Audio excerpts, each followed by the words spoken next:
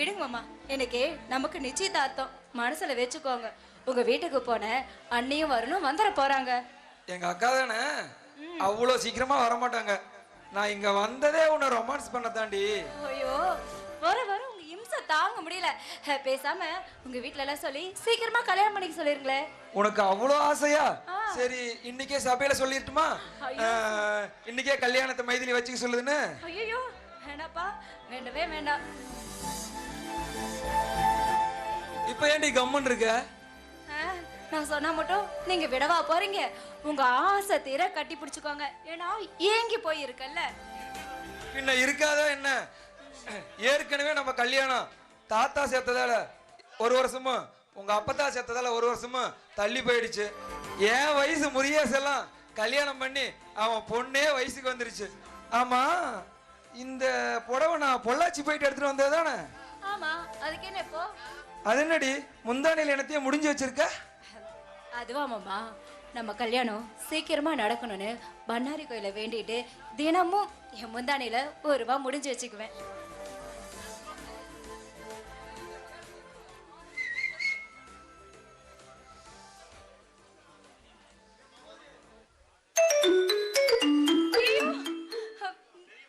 தெரியுமாமா, உங்க அண்ணன். நீ என்னடா நீயே பேசு பேசு பேசு.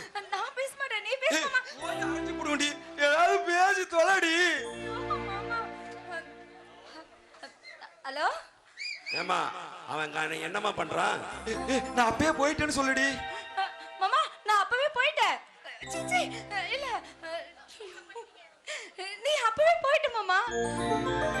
ஏமா ஏமா, வேல்ராஜ் அங்க வந்தானா வரலையா? வந்திருந்தா அவனுக்கு உடனே மண்டபத்துக்கு போக சொல்லுமா? மாமா, நான் மண்டபத்துக்கு வந்துட்டேன். சீச்சி, இல்ல இல்ல மாமா, நீங்க மண்டபத்துக்கு போயிட்டீங்க. நான் அப்பயே கிளம்பிட்டேன்னு சொல்லி தொலைடி. என்னால பேச முடியல, வெறும் காத்துதான் வருது. பேசுடி. உன்ன ஹலோ ஹலோ, நான் செண்பக பேசுறேன். அக்கா, அவர் என்ன கட்டி பிடிக்கவே இல்ல. என்னடி உளற? சரிடி, நான் வச்சுறேன், நீ வேற ஏதோ ஞாபகத்துல இருக்க. ஐயோ கடவுளே.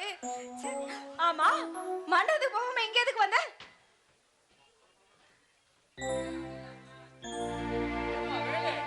நீ மண்டபத்துக்கு வருவேனே, நான் அங்க காத்துக்கிட்டு இருந்தேன். இங்க என்னப்பா பண்ணிக்கிட்டு இருக்கீங்க? அது ஒண்ணு இல்லைங்க மாமா, நம்ம மைதிலி மேக்கப் திங்ஸ் கேட்டது, அதுதான் வாங்கி கொடுத்துட்டு போலான்னு வந்தேன். இப்பவே மண்டபத்தை கிளம்புறேன் மாமா. விளையாட்டு புள்ளமா நீ. ஆமா மாப்பிள்ள, போகும்போது நம்ம சூப்பர் டீ கடையில இலக்கட்டு சொல்லியிருக்கேன், அதை எடுத்துட்டு போயிடுறீங்களா? சரிங்க மாமா. ஏமா மைதிலி, எங்க இன்னுமா சிவகாமி வரணும், அங்க இருந்து வரல?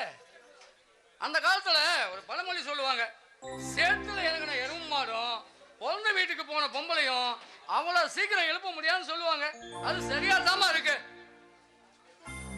ஆமாமா, நாங்க சேத்துல விழுந்த எருமை தான், எங்க குடும்பம் சேருதான்.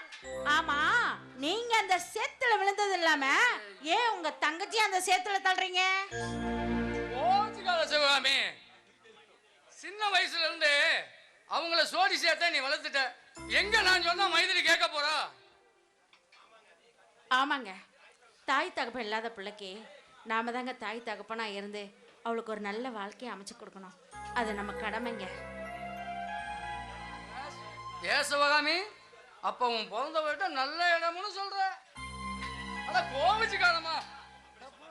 அண்ணா, அப்படிலாம் சொல்லாதீங்கண்ணா.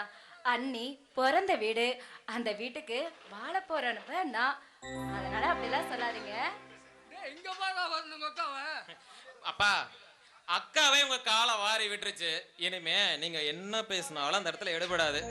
அக்கா தம்பி, இந்த கல்யாணத்துக்கு அப்புறம் நானும் நம்ம அப்பனும் வீட்டு பக்கம் வந்தா ஒரு வாய் காப்பி தண்ணியாவது தருவியா, இல்ல வீட்டை பார்த்தது போது அப்படியே ஓடி போடான்னு சொல்லிடுவியா? போடா.